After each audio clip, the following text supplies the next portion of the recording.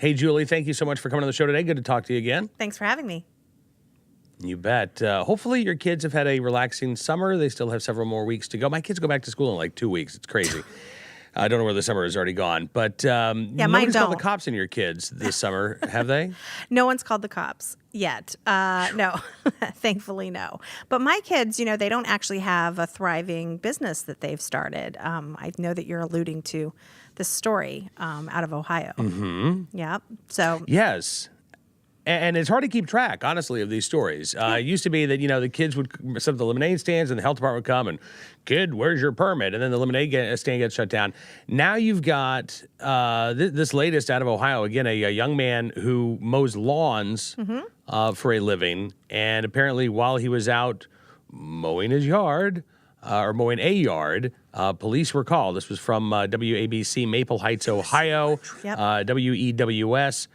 In June, neighbor told authorities a boy had cut a portion of their property and was in the yard, and they called him for cutting their grass. Julie. Yeah, this is astonishing. First of all, I guess he got his addresses mixed up, or he went over into somebody else's yard. And sometimes, especially, I have family in Ohio, sometimes big plots of land, an acre for a yard. And apparently he went over into this other person's yard and they called the police on this kid. It's just astonishing to me. First of all, my husband would be thrilled. If someone wants to make a mistake and mow half of our yard, my husband would be thrilled. But just the idea that you don't walk out and he's 12 years old, 12-year-old little boy. The idea that this homeowner doesn't walk out and talk to the kid and say, hey, thanks so much. Here's $5 for, mowing a quarter of my lawn, but called the cops. It is shocking to me and so outrageous. And, this reminded me of a story years ago. Molly Hemingway, I know you know Molly. She's one of the founders of The Federalist. She's on Fox News all the time now. She actually lives in my neighborhood close to me. And there is a neighborhood listserv. And if you're not familiar with a neighborhood listserv, these are sort of, they're chat rooms essentially for your neighborhood, right? And you can sign up and then you can either get into the chat room and see what people, and mostly these are used for, hey, I need a plumber, I need a babysitter, I'm selling this furniture, free on the curb kind of things. Or there's a garage sale, but occasionally there are conversations that get a little dicey. They either get political but one that Molly actually wrote about this, and this was in my neighborhood, and it was a concerned citizen posted that she had seen young kids around the same age, 12, 13, mowing lawns and felt that was too dangerous and that these children should be discouraged from doing it and we should find the parents. And it was a group of kids. It was like 3 or 4 kids, and they would come to your house. They would knock on the door. They say, can we mow your lawn? And they had weed whackers, and they would offer to weed the garden beds. And this concern, and a bunch of people sort of piled on and agreed that mowing lawns and weeding the garden is just too much for these kids. Now, of course, Molly had a great piece about this. This was years and years ago. It reminded me of that, of either thinking these duties. I mean, I mowed my lawn when I was 12, my parents' lawn, when I was that age, and I know my husband did. But just it's either overprotection of these kids or calling the police on a kid who's showing, he's got some business, he wants to start his own business. He wants to, do a task that he can do and make money. And then the cops are called on this kid. It's a really horrible incident. However, and I know I'm going on and on, it does have a happy ending, right? Yes, it does. As most of these stories do. That's the thing. The scolds are loud, but they are relatively few in number. We outnumber the scolds. And so when we see stories like this 12-year-old, having the cops called on him, well, what do? According to WEWS, this young man, Reggie Fields, has received support from people all across the globe. He says, I cried the first day getting all of the support. He's gotten lawn equipment, business cards, promotional materials, donations, T-shirts, and by the way, his business is booming. Reggie's mom is now taking him to jobs all around the area. Hope you're giving mom a cut. Yeah, no kidding. For gas money there, Reggie, right? And so Reggie's doing great. Reggie's doing great. I'm sure the person who called the cops is still miserable on the inside and is still waking up every day with a little storm cloud over their head. Yeah. But it is important to note that we are responding, I think, as a society to stories like this, or Permit Patty or whoever the scold of the day or the week is, and I think, Julie, I have hope that we might actually be reaching peak scold here before long.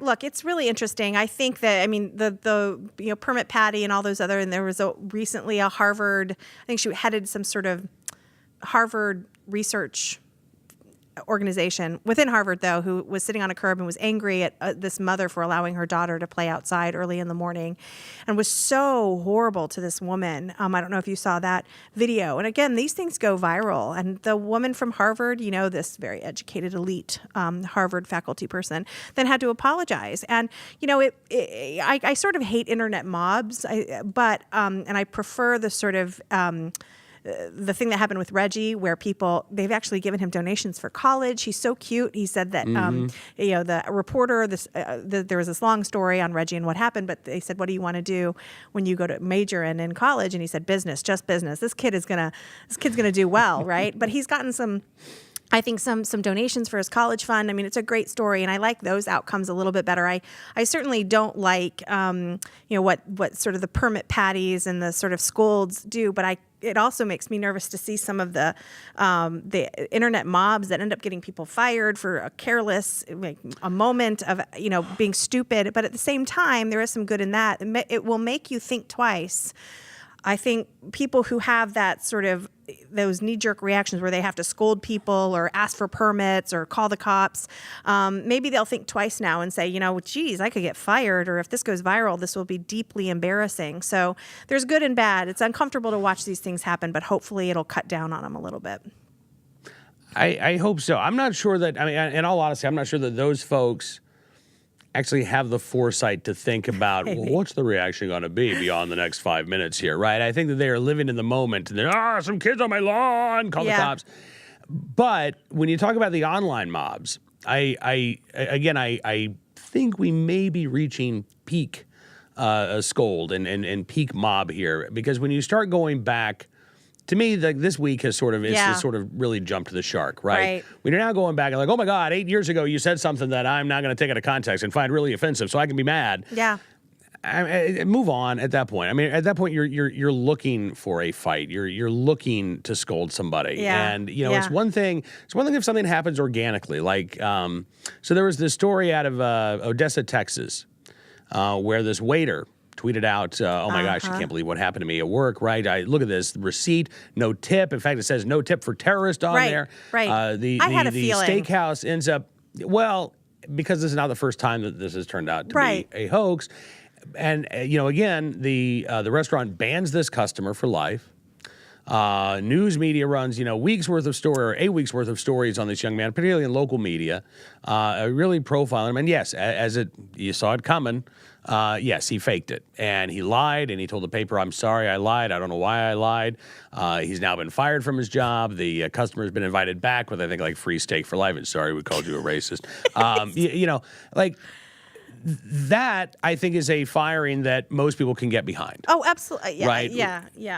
Again, if you lie to make somebody else look bad, to make you look good, not even to make you look good, to make you look like you're a victim somehow. Yeah, look, we see this, I swear, you hear about, these stories where, people are sort of desperate to get some sort of online sympathy or whatever, and then it ends up being a hoax. But I do wonder why that restaurant reacted so quickly to smear that customer before really knowing the facts, why the media didn't ask more questions or maybe hold off on reporting something like that. That poor man. Free steaks for life. He should get the restaurant. He should we should just hand it to him.